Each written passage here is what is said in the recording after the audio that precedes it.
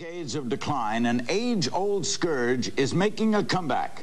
Tuberculosis, TB, once an urban killer of the homeless and the poverty-stricken, is now creeping into America. Joining us in New York is Joseph Califano, former Secretary of Health, Education, and Welfare. He is now Chairman and President of the Center on Addiction and Substance Abuse at Columbia University. Here in Washington, Dr. Sanford Cuven. Dr. Cuven is with the National Foundation for Infectious Diseases. He is an AIDS and TB expert. And Lawrence Gostin. Larry is director of the American Society for Law, Medicine, and Ethics. He's professor of health law. Dr. Cuven? Joe, I couldn't agree more with you. The fact is that TB should be part of our past, and we thought we would eliminate it in the 70s. However, it's back with vengeance. There were 26,000 cases last year. It's a 20% increase over 85. The real problem is that HIV, as you indicated, but I'd like to articulate a little further, carry it a step further, is that HIV is a locomotive driving the TB epidemic. Why? Because 50% of new cases of TB are in HIV individuals. These cases are highly contagious because the HIV person is immunocompromised, and 20% of the cases of TB are resistant to one drug, 7% to all drugs. The genie is out of the bottle with drug resistance, as you well know. Costs $250,000 to treat a drug-resistant case. However, the real problem is that you can test, trace, and treat TB under the law. But HIV in 20 of our 50 states is non-reportable, where 76%, Larry, of the cases come from. You want it reportable. I want HIV... So that you can intervene early for the early diagnosis of not only HIV, but for TB. All right. Now, do you agree with that, Joe? Well, Larry, let me put it... I'd like to add one other component to this. Just as AIDS is where you find TB and how it's spreading, let's remember that the largest single cause of new AIDS cases, the biggest culprit, is substance abuse and drug abuse. So we really have a triple threat in the worst sense. But do you agree, Joe, with Dr. Cuven, before we get Larry's comments, that all HIV should be reported? I think when you're talking about 1 million people that are HIV infected and millions more that, or hundreds of thousands more that we don't know about, I'm not sure I do agree with that. I do think that all AIDS cases should be reported, and we have about 250,000 AIDS cases in this country, and I think under there's a new definition of AIDS, which I guess doctor would know better, but I think it would bring the total to about 500,000. Larry, what do you think? Yeah, I mean, first of all... You can sneeze and give someone TB, right? TB is spread by aerosol droplet infection, sneezing, coughing, spitting, even talking loudly, because it's the particles of... Now, if you are HIV positive at this minute, is Larry more susceptible to tuberculosis? If I am HIV positive carrying the TB germ, Larry certainly is more susceptible. Larry is perfectly healthy. He may or may not get TB. But if you are compromised for any reason, diabetes, elderly, children, heart disease, lung disease, you are more susceptible. Will you get it? Actually, 10% of all people that get TB go on to clinical TB with open chest cavity wounds. Welcome to the Peabody Award-winning Larry King Live. And medical minds are stumped. Don Johnson will be here Thursday night. Welcome back to Larry King Live. A mysterious disease has killed at least 11 people in America's Southwest and baffled the best minds in medicine. It looks and acts like the flu, but victims can die within hours. Most of them have been young, apparently healthy Native Americans on or near the Navajo Reservation in northern New Mexico. Researchers say it is not linked to AIDS, sexual transmission, or any common bacteria.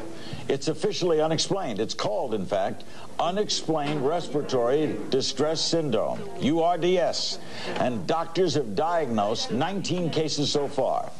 One who's been treating the victims is Dr. Frederick Koster of the University Hospital in Albuquerque. And here in Washington, a frequent visitor to our program, Dr. Sanford Cuven of the National Foundation of Infectious Diseases, which is watching this situation. Dr. Koster, what can you tell? What's the latest as of now? The latest is still that we have no answers. We don't understand either the origin nor the mode of transmission of this illness. And it's also difficult to identify those individuals who are going to go on and develop the complete syndrome. Aren't there other illnesses that we've had in our history in which someone comes along sick and we never found out what it was, and something happens and they get better and it goes away, like Legionnaire's disease? They trace it and something happens and then we don't hear about it again. That's right. And these sporadic cases have been occurring for probably decades.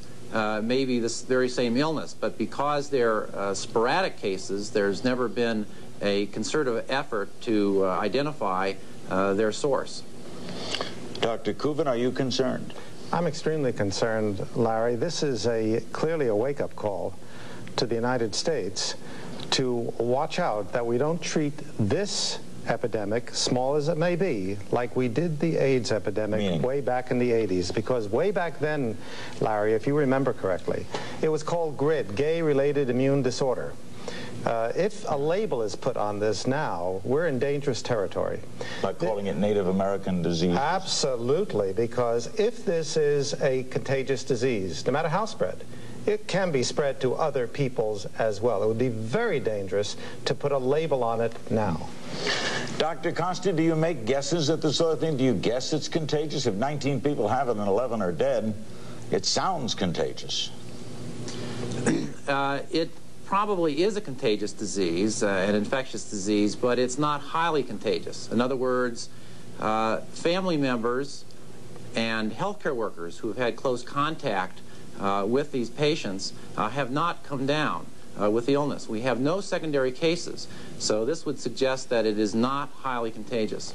Is it beginning to show somewhere else? Have you heard any news about outside of New Mexico, something about Kansas? Well, Larry, the problem here is that this is either a newly recognized virus, like HIV, or it's an old virus that has come to this area from some close or distant place, and we have many examples of that around the world, or it's a mutant virus, and we have plenty of examples like that, particularly influenza.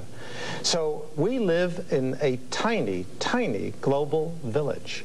We live in an arena where we are part of our environment, and where these diseases know no borders. They don't need a passport. They don't need a visa. They affect everybody, some more than others. We have no secondary cases, so this would suggest that it is not highly contagious. Is it beginning to show somewhere else? Have you heard any news about outside of New Mexico, something about Kansas? Well, Larry, the problem here is that this is either a newly recognized virus, like HIV, or it's an old virus that has come to this area from some close or distant place, and we have many examples of that around the world, or it's a mutant virus, and we have plenty of examples like that, particularly influenza. So we live in a tiny, tiny global village. We live in an arena where we are part of our environment, and where these diseases know no borders. They don't need a passport. They don't need a visa. They affect everybody, some more than others. John will be taking your phone calls Wednesday night. Basketball hero Magic Johnson is facing life off the court, and the nation is refocusing its attention on the AIDS epidemic. Magic has promised to speak out on AIDS-related issues and preach safe sex. But what, if anything, is safe sex? What's the right message for young people? And if an athlete of Magic's stature is at risk, who's safe? Joining us here in Washington is the National Infectious Disease Specialist, Dr. Sanford Kuvan. He's been with us often. In Los Angeles, the AIDS coordinator for the city of Los Angeles, Phil Wilson. And in Sacramento, California, the brilliant point guard of the Phoenix Suns, the All-Pro Kevin Johnson, who does a lot of volunteer work with young people. We'll start first with Dr. Kuvan. Let's get down to some definitions. HIV positive versus AIDS. It's a bad separation, Larry. HIV and AIDS are all one disease. The only difference is that AIDS means that you've had an opportunistic infection, your T-cell count is down below 200. The fact is that there shouldn't be two diseases. There should be just HIV, because all HIV leads to AIDS, and all AIDS began with HIV. It's an artificial...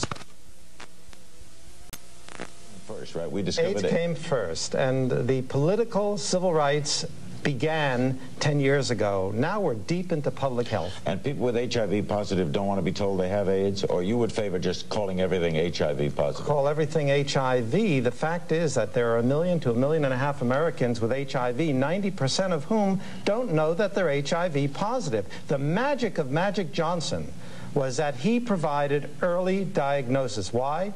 Because he had a mandatory, not a voluntary, a mandatory test, because his insurance policy demanded it. We already have mandatory testing. All of our blood supply, all the military, all prisoners, all immigrants, all overseas employees, all the Job Corps. That's the problem. We need early diagnosis. Will everyone HIV positive get AIDS?